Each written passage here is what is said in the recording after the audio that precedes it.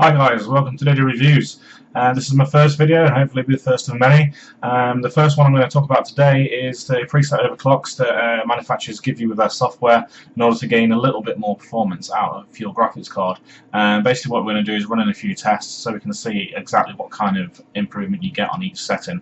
Basically I'm going to show you three games that we tested and Unigine Superposition, and then we'll show you the results for those as well. So what I'm going to do now is I'll show you the specs of the test system we're using and we'll get straight into the results. Thank you.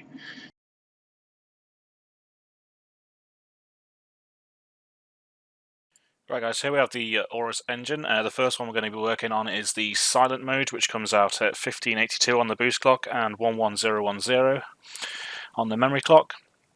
On the gaming mode, we come out at 1683 and we stay the same on the memory clock, and then what we'll do is we'll go over to the overclock mode and that will come out at 1708 and again stay the same on the memory clock.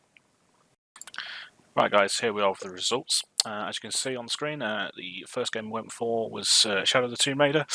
We ran this one at 1440p ultra detail, as we tried to do with all the games that we use. Use this game purely for the fact that it is a current game and has its own benchmarking facility built in, so we can definitely get exactly the same test every single time.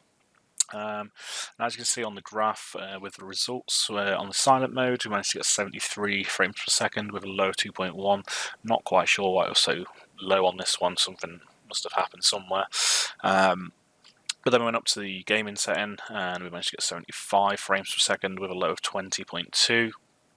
And then we went up to the OC mode, overclocking mode, which we managed to get 78 frames per second and a low of 41.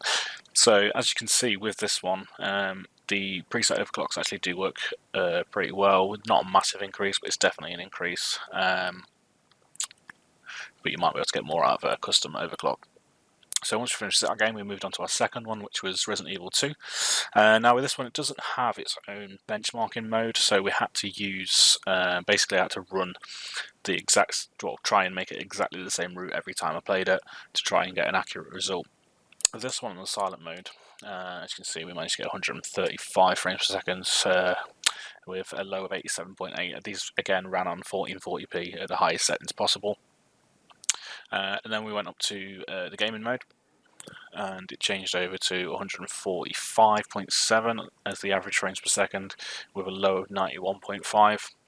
And then something strange happened with when we went to the overclocking mode. We really managed to get 138.5 with a low of 86.4. Now I'm going to probably put this down to the fact that because it doesn't have a benchmarking mode, I had to go the best I could with the route I took. That there could be a slight alteration, and sometimes the game's AI just change things a little bit, but definitely an improvement over the silent mode. Then we went on to F1 2017. Again, this one was used because it has its benchmarking mode, which makes it easy to replicate. And with a benchmarking mode, that means we can get an accurate testing every single time we run it. We know it's going to do pretty much exactly the same thing. So with this one, run it at 1440p ultra again. We got on silent mode 109 average frames per second with a really low of 4.1 on the 1%. Then went up to gaming mode, got 116.8 on the average with a low of 5.1. And then again we went on to the overclocking mode and we managed to get 116.7, which is kind of within degree of accuracy or error. So it's pretty much exactly the same scores there for the overclocking in the gaming mode, which could be down to some sort of bottleneck somewhere that's making it not change much.